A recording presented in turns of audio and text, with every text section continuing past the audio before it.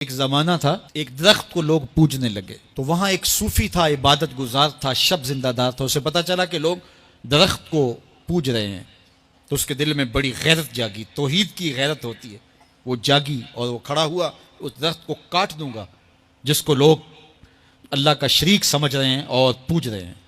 हाथ में कुल्हाड़ा पकड़ा और उस दरख्त को काटने के लिए निकला। रास्ते के अंदर शैतान खड़ा था। उसने कहा मैं तो नहीं जाने दूंगा, और शैतान ने रास्ता रोका। उसने पटक के शैतान को जमीन पे मारा और उसकी छाती पे बैठ गया।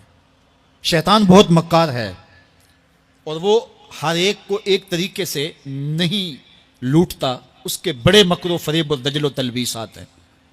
उसने दूसरा तरीका इख्तियार किया। उसने कहा जनाब आप इबादत गुजार हैं, तहज्जुद गुजार हैं, शब जिंदादार हैं, आप दरख्त को काटेंगे, लोग आपके मुखालिफ हो जाएंगे, फिर आपको उनके मुकाबले खड़ा होना पड़ेगा और सवेरे शाम लड़ाई ही लड़ाई, आपकी इबादतों के वक्त में खलल आएगा। तो आपने इनकी कब्र में थोड़ा जाना है, आपकी कब्र अपनी है, इनकी कब्र अपनी है, आप छोड़िए इनको।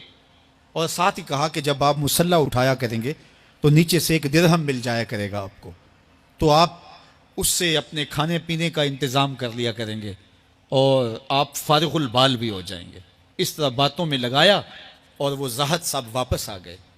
नमाज पढ़ी, मुसल्ला उठाया, दिरहम मिला, बड़े खुश हुए और दलीलें तराशने लगे। वाकई मुझे क्या लगी, तुम्हें गैर से क्या, तुम अपनी नबेड़ो, तुम अपनी कब्र में जाना है, जाएं वो भाड़ में, मुझे क्या लगे, मुझे उनके बारे में क्या पूछा जाना है।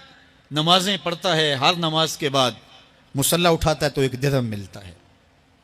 काफ़ी दिन गुजर गया, दिल भी आहिस्ता आहिस्ता मुर्दा हो गया। एक दिन मुसल्ला उठाया तो कोई दिरहम नहीं निकला। फिर दोबारा कुल्हाड़ा उठाया, उठा, रास्ते में फिर शैतान खड़ा था। कहा किधर जा रहे हो? कहा दरख्त को काटने जा रहा हूं। शैतान ने कहा मैं तो नहीं जाने दूंगा। उसको तजर्बा था कि मैं इसको पटक के जमीन पे मारा था, ये मेरे से ताकतवर तो है ही नहीं।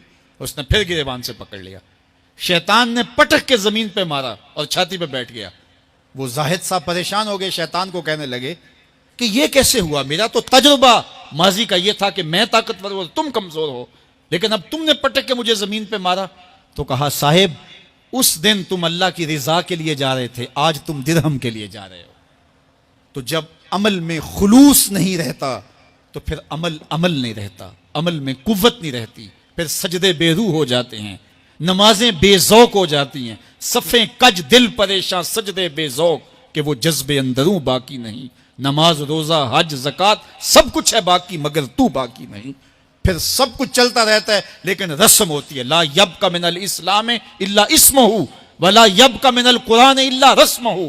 फिर कुरान पढ़ा जाता है, रस्म होता है। कुरान दिल को फिर नहीं बदलता, इसलिए कि रस्म अदा हो रही होती है।